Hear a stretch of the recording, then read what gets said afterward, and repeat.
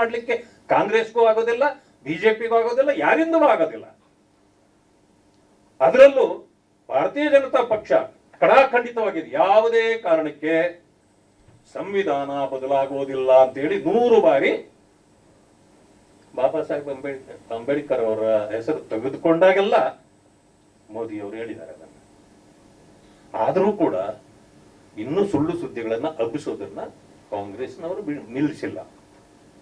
ಇದರ ಮಧ್ಯದಲ್ಲೂ ಕೂಡ ನೀವು ನೋಡಿರಬಹುದು, ಬಾಬಾ ಸಾಹೇಬ್ ಅಂಬೇಡ್ಕರ್ ಅವರ ಬರೆದ ಸಂವಿಧಾನದ ಕಾರಣದಿಂದಾಗಿ ನನ್ನಂತ ಒಬ್ಬ ಚಾಮಾರುವ ವ್ಯಕ್ತಿಯು ಈ ದೇಶದ ಪ್ರಧಾನಿ ಆಗಬಹುದು ಅನ್ನೋದನ್ನ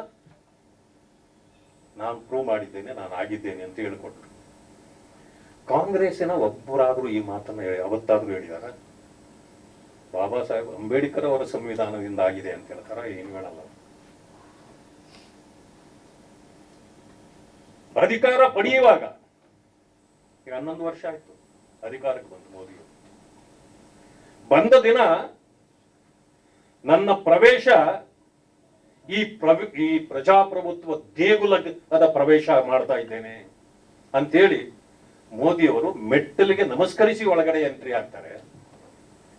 ಅಧಿಕಾರ ತಗೊಳ್ಬೇಕಾದ್ರೆ ಪಾರ್ಲಿಮೆಂಟ್ ನಲ್ಲಿ ಈ ಟೇಬಲ್ನ ಮೇಲೆ ಇಟ್ಟಿದ್ದ ಸಂವಿಧಾನಕ್ಕೆ ತಲೆ ಕೊಟ್ಟು ಬಾಗಿ ನಮಸ್ಕರಿಸಿ ಅಧಿಕಾರ ಪಡೀತಾರೆ. ಕಾಂಗ್ರೆಸ್ನವರು ಯಾವತ್ತಾದ್ರೂ ಮಾಡಿದ್ದಾರೆ ಅದು?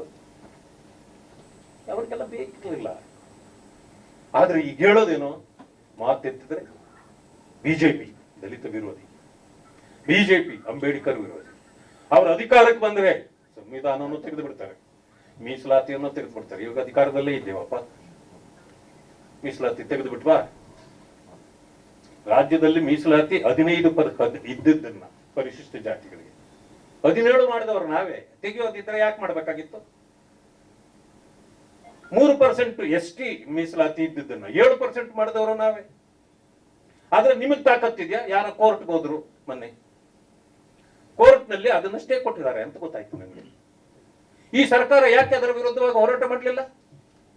ಆ ಜನರಿಗೆ ಅನ್ಯಾಯ ಆಗ್ತದೆ, ಜನಸಂಖ್ಯೆಗೆ ಅನುಗುಣವಾಗಿ ಕೊಟ್ಟಿರ್ತಕ್ಕಂಥದ್ದು ಸರಿ ಇದೆ, ಇದನ್ನು ಮುಟ್ಟಬಾರದು ನೀವು ಅಂತ ಯಾಕೆ ಹೇಳಲಿಲ್ಲ? ನಿಮಗೆ ಬದ್ಧತೆ ಇಲ್ಲ. ಭಾರತೀಯ ಜನತಾ ಪಕ್ಷಕ್ಕೆ ಬದ್ಧತೆ ಇದೆ. ಆ ಬದ್ಧತೆಯಿಂದ ಈ ಕೆಲಸವನ್ನ ನಾವು ಮಾಡ್ತಿದ್ದೇವೆ. ಕಾಂಗ್ರೆಸ್ ಪಕ್ಷ ಯಾವಾಗಲೂ,